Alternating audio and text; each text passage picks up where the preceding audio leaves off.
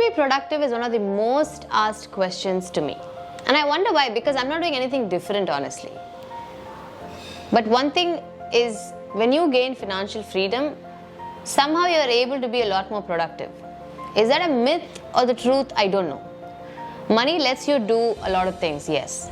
But you can do a lot of things even without money. And that's how you start being productive, honestly.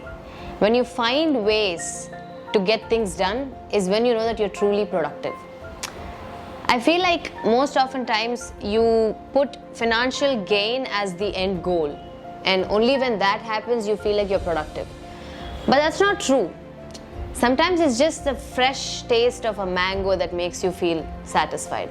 Sometimes it's just one person texting you saying, hey, you did a great job on that. That's satisfaction too. Sometimes it's just us, which is the most important thing, by the way. When you realize that I had a great day today. And it could have simply been just you doing your bed. And that's more than enough.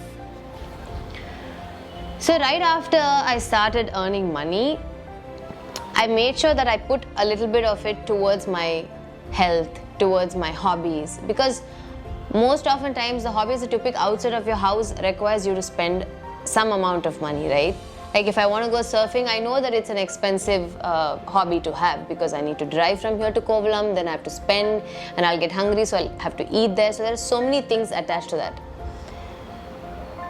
But is that just being productive? Not really. You can do so many things around your house. I think for me, the truest form of being productive was when I followed a regimen or a routine every single day without fail, without my mental health letting me to wake up or no, without giving excuses, without making any excuse of any sort. I just had to get things done.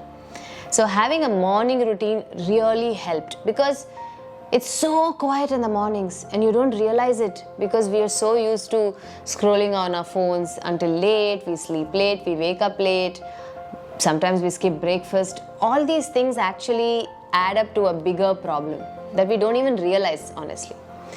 So the first step to being productive, in my opinion, is waking up early. And I know it's super hard, but trust me, it's so worth it. Right after I wake up, I take a moment to just set the tone of the day, because when you decide you're going to have a great day, you already set your mind and nothing else bothers you after that. When you don't do it, every small thing bothers. I read this quote somewhere which made a lot of sense. Somebody gives you 100 rupees, okay, and you lose 10 rupees.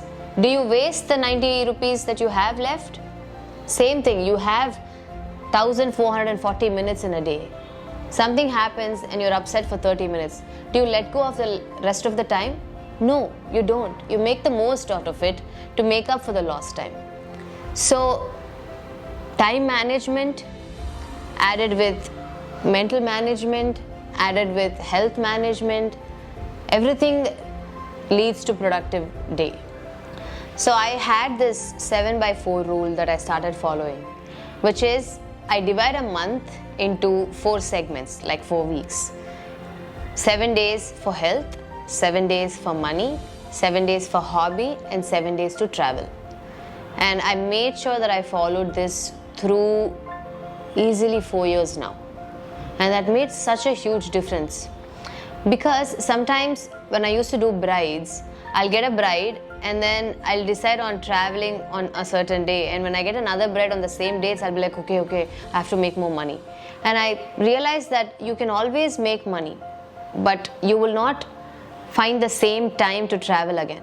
Like, see, if I hadn't traveled at that time, now during COVID you can't travel, so you need to prioritize what's important and you need to stick to the plan, knowing it is hard. Sometimes letting go of work is hard, but you need to take that step for your own mental peace. So 7x4 really helped me in segregating what's important right now, what's important later, and stuff like that. And another thing that I started doing that really helped me was working out. The more I gave myself time to stretch and work out and everything, the more I was able to do everything at peace. What I mean by that is, flexibility is not just with body, it's with mind.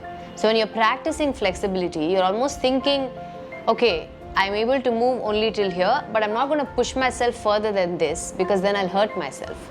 Same thing goes with work as well. You need to push yourself to a point where it doesn't hurt you. That's very, very important to stay productive.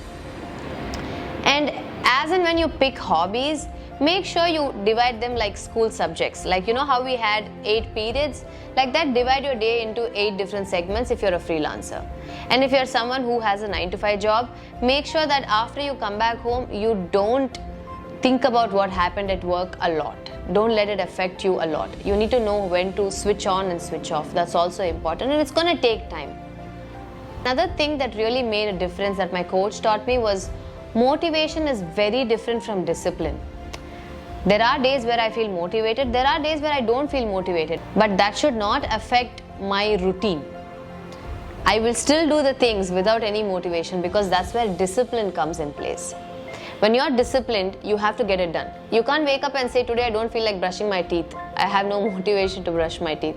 You don't say that, right? So whatever you do, you make it a lifestyle. The more you make it your lifestyle, the more you will do all of these things with ease. You know what they say, right? It takes 21 days to pick up a habit and 90 days to make it a lifestyle. So once you pick up the habit, extend it to another 3 months so it becomes a part of you. So these are things that you shouldn't compromise on. You should put your health because you are the most permanent thing you will ever come across in your life. And you need to pay attention to what your mind says, what your gut says, because all this will help you be productive in life. You might be like, don't you have like dull days? I do have dull days. I do have days where I give myself permission to just lie down and not do anything and probably even binge watch on Netflix. By the way, that's another thing. If you're going to binge watch a show, know that you are going to lose time and do it consciously. That's all I'm saying. Conscious effort will mean so much to you over a period of time when you practice it perfectly. And that is what will help you stay productive for a long period of time.